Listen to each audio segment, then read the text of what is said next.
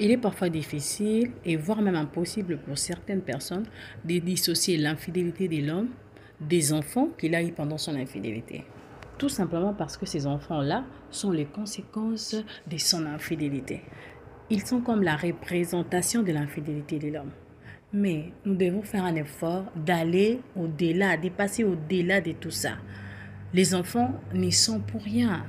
Bienvenue sur le Storytelling TV, nous sommes là pour un nouveau numéro. Maman Étoile a 3 garçons, Dacosta, Junior Le Saoul ainsi que Grace Lozolo. Cette pauvre femme vit dans la parcelle des mamans top où elle ne paye aucun frais.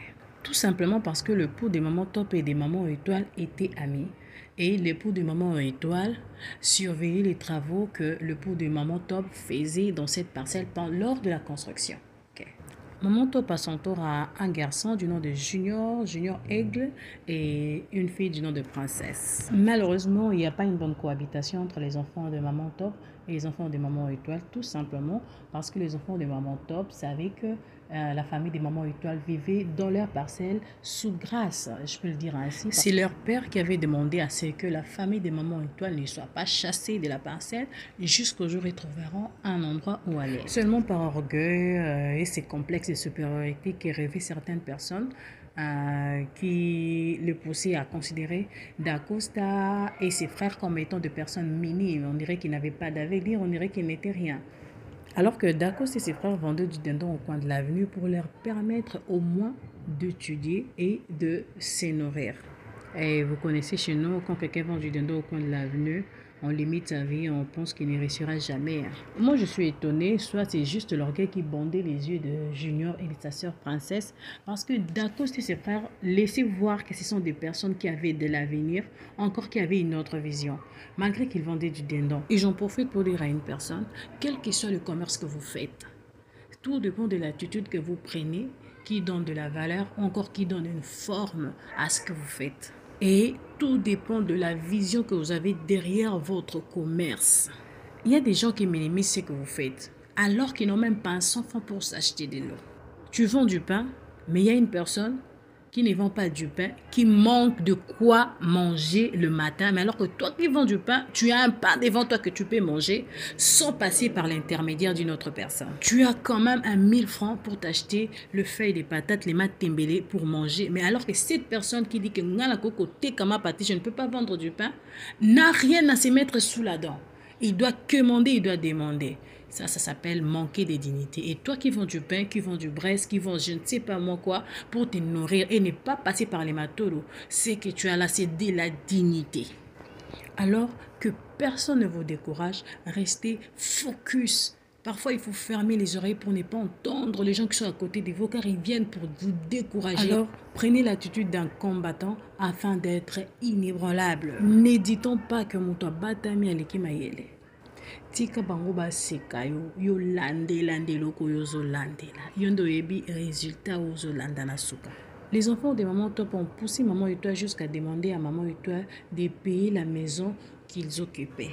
Vu le petit commerce que faisaient les enfants de Maman Étoile, elle ne pouvait même pas se permettre de payer une maison de 50 $. Sur ces points-là, je reconnais que Maman Étoile avait quand même abusé. Hein? Elle devait quand même faire un petit geste pour la maison qu'ils occupaient. Déjà, il paraît qu'elle ne payait pas de l'eau et de l'électricité. C'est déjà quelque chose de grand. Après quelques temps, Dacosta avait fini ses études, Junior également avait fini et la copine de Junior du nom de Luna avait aidé Junior à trouver un petit boulot comme étant interprète d'un monsieur. Et Dacosta, son tour était devenu avocat. Ils étaient alors en ce moment-là capables de pouvoir scolariser leur petit frère grâce, sans pouvoir vendre du dindon bien sûr, et de chercher une maison pour leur mère. Pendant ces temps, il y a un monsieur qui venait de la parcelle du nom de JR, qui venait réclamer cette parcelle comme étant sa parcelle, mais qui a été confié à monsieur Dadi de faire les travaux, de construire 2 niveaux. Lui n'a trouvé qu'un seul niveau, voilà pourquoi il réclamait et demandait à ce que la famille puisse déguerpir. La famille ne sachant à qui s'est confiée, on fait appel à Maman Mousseka, qui est la petite sœur de monsieur Dadi Dikambala, l'époux de Maman Top. Elle a reconnu JR en disant que JR était certainement l'ami de son frère Dadi et c'était un monsieur friqué. Maman Top ne reconnaissait pas JR et ne reconnaissait pas avoir écouté de la bouche de son époux que la parcelle était la parcelle d'une tierce personne ou que son époux a travaillé avec une tierce personne du nom de Gir, que la parcelle ne leur appartenait pas. Malheureusement pour Maman Top, elle n'avait aucun document pour prouver que la parcelle était à elle et ses enfants encore. C'est son époux qui avait acheté la parcelle. Sauf un cahier qui reprenait le matériau qu'ils utilisaient pour construire la maison.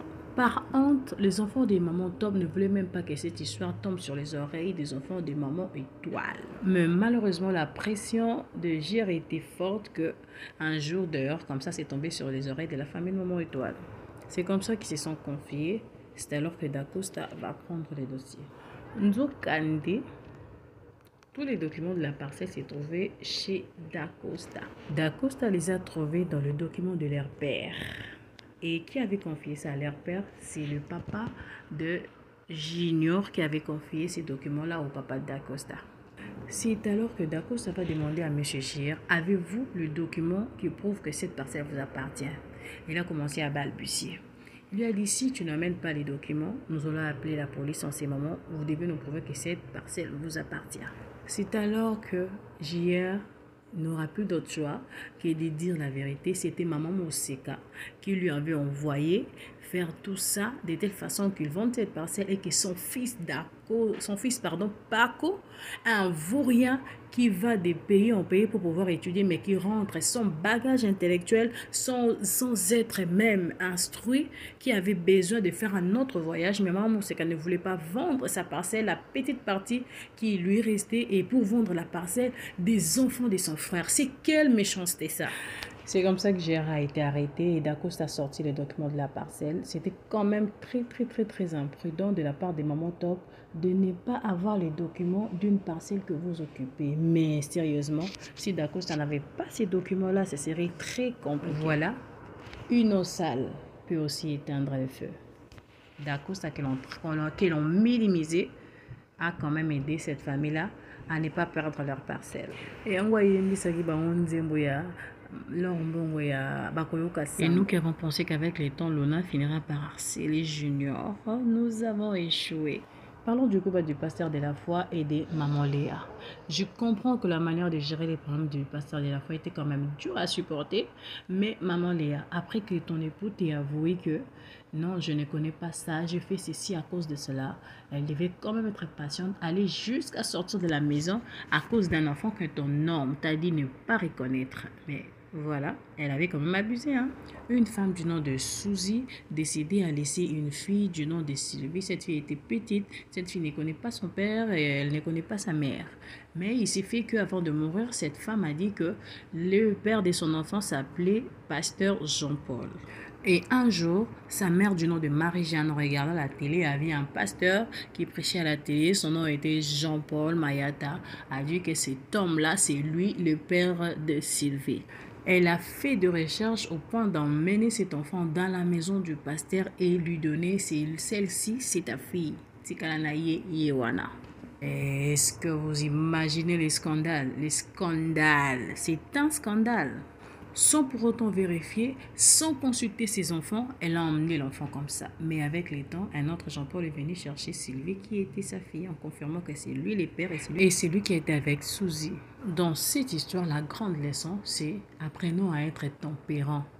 Cultivons la tempérance. Le pasteur Jean-Paul était très sage en demandant de signer un document avec maman Marie-Jeanne.